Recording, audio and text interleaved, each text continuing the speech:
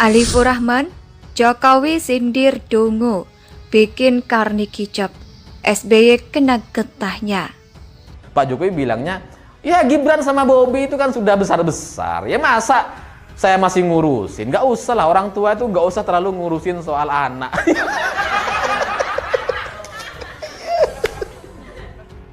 Nyindir AHY itu, yang kemana-mana ditemenin sama SBY.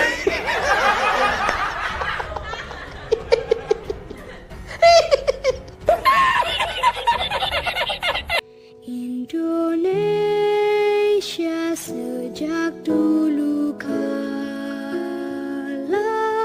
tetap dipuja-puja bangsa.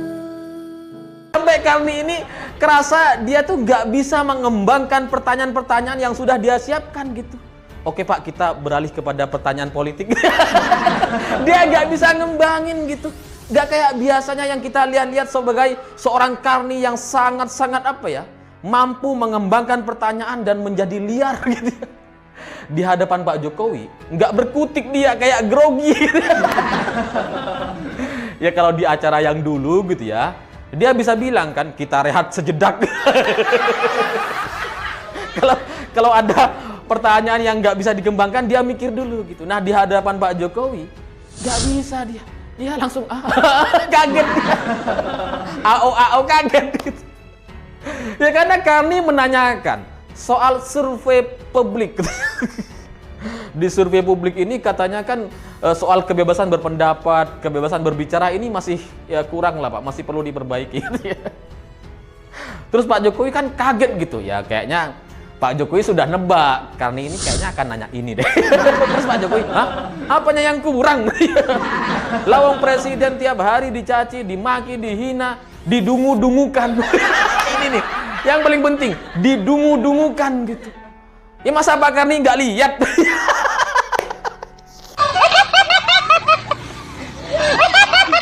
Putra dan menantu Presiden Joko Widodo, Gibran Raka Buming Raka, dan Muhammad Bobi Nasution saat ini baru memulai karir politiknya sebagai kepala daerah. Kupikir cupu, ternyata suhu. Nah itu, cerita-cerita semacam itu bagi saya jadi mirip sekali dengan cerita Karni Ilyas ketika datang ke istana dan wawancara dengan Presiden Jokowi. Karena Pak Karni ini sebelum masuk ke dalam istana mungkin dia berimajinasi atau meyakini bahwa Pak Jokowi akan menilainya sebagai orang yang netral. Sebagai orang yang tidak berpihak kepada oposan gitu ya. Makanya kemudian Karni datang ke istana dengan pertanyaan-pertanyaan yang sangat-sangat liar dan bisa menjadi isu yang panas ke depan gitu ya. Tapi akhirnya semua pertanyaan-pertanyaan Karni Ilyas dipatahkan semuanya sehingga membuat Karni ini kayak nggak berkutik. Dia yang ngundang Rocky Gerung, dia yang kasih panggung kepada Bahar Smith. Tiba-tiba datang ke istana, wawancara dengan Pak Jokowi, bicara soal demokrasi. Demokrasi liberal. Dan kita juga sebenarnya bertanya kepada Karni Ilyas sejak lama gitu ya. Kenapa dia memberikan panggung yang luar biasa kepada Rocky Gerung, kepada Bahar Smith gitu. Ini apa tujuannya? Apakah untuk memasyarakatkan kedunguan di Indonesia? Atau untuk apa gitu? Kita bingung gitu. Orang kayak Bahar Smith diberikan panggung untuk bicara, menjelaskan seolah-olah paling suci. Dipikirnya Pak Jokowi nggak tahu mungkin gitu ya sama Karni. Makanya dia datang dengan pertanyaan soal kebebasan berpendapat. Ya kalau pertanyaan ini dibahas di acaranya Karni Ilyas, yang datang Rocky Gerung, Rizal Ramli, ya sudah. Bisa kemana-mana itu, bisa liar. Tapi ketika ditanyakan kepada Pak Jokowi, langsung selesai, sekakmat. Gibran sebagai wali kota Solo, sedangkan Bobi sebagai wali kota Medan. Ini langsung kaget Karni kayaknya gitu ya. Hah? Mulutnya nggak bisa bicara. Kayak kita nonton film kena pus tuh. Masa Pak Karni nggak lihat? Itu kan bahasa lainnya. Lawang yang sering dungu-dunguin saya kan sering diundang sama situ. Sama Pak Karni sering diundang gitu. Apapun bahasanya, apapun materinya, Rocky Gerung penutupnya di acara Karni. Lah ini masih nanya soal kebebasan berpendapat, kebebasan berbicara apa coba? Lawang sudah diundang terus sama si Karni. Karena itu kami jadi grogi kayaknya gara-gara itu. Pak Jokowi kok tahu?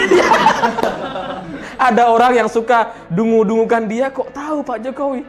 Ternyata Pak Jokowi punya datanya gitu. Dan dari sini gitu ya, gara-gara pertanyaan ini gitu ya, ini kemudian membuat kita tahu bahwa Pak Jokowi punya data dan tahu siapa soal Karni Ilyas ini gitu. Dalam wawancara eksklusif Karni Ilyas dengan Presiden Jokowi, sempat disinggung juga mengenai kedua wali kota yang juga putra dan menantu kepala negara tersebut. Tapi kalau memang sudah bubar, ya mungkin karena memang sponsor itu atau iklan, pengiklan, itu udah ngelihat ini nggak kondusif, ini nggak usah dilanjutin. Makanya kemudian iklan-iklan itu berguguran. Nah ketika iklan sudah nggak ada, sudah bubar lah. Makanya kemudian Karni bikin acara sendiri di YouTube. Tetap aja yang diundang Rocky lagi gitu ya. Terus pertanyaan selanjutnya soal utang. Ini juga pertanyaan yang sebenarnya sering dibahas oleh kelompok-kelompok oposan gitu ya. Wah, utang Indonesia ini udah sekarat, nanti Indonesia ini dijual ke Cina dan sebagainya. Banyak yang bilang nggak gitu. Karena imajinasi mereka, kalau kita punya utang ke bank terus kita nggak bayar, yang disita adalah jaminannya, agunannya. Kalau kita menjaminkan rumah misalkan, ya rumah yang disita sama bank gitu. Nah seolah-olah ketika Indonesia punya utang, itu juga akan terjadi hal yang serupa kalau nggak bisa bayar gitu. Padahal kemampuan kita untuk membayar itu masih sangat-sangat tinggi. Nah ini juga masih ditanyakan sama seorang Karni Ilyas gitu. Jokowi mengatakan tidak akan ada, tidak ingin ikut campur, ikut menentukan seperti apa perjalanan karir politik putra dan menantunya tersebut. Lawang tiap hari Pak Jokowi atau Presiden dihina-hina, dicaci maki, masih kurang apa?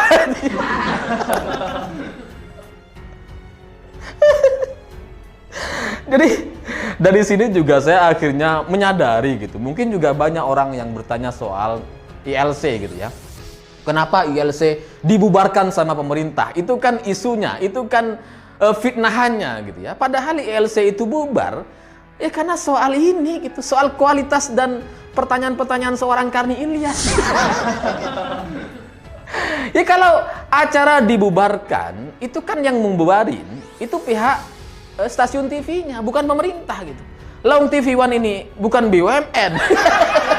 Mana bisa kemudian pemerintah meminta TV One untuk ngebubarin ILC? Gak bisa, gak akan bisa gitu. Tapi kalau memang sudah bubar, ya mungkin karena memang sponsor itu atau iklan, pengiklan, itu udah ngelihat ini nggak kondusif, ini nggak usah dilanjutin. Makanya kemudian iklan-iklan itu berguguran. Nah ketika iklan sudah nggak ada, sudah bubar lah. Nah Pak Jokowi bilang ya kita kan Amerika, kalau dibandingkan dengan Amerika, itu dengan GDP-nya itu sudah 126%. Jepang sampai 220% terhadap GDP. Nah kita ini masih cukup rendah kata Pak Jokowi. Nah, Karni Ilyas dalam hal ini mampu untuk mengembangkan pertanyaan selanjutnya.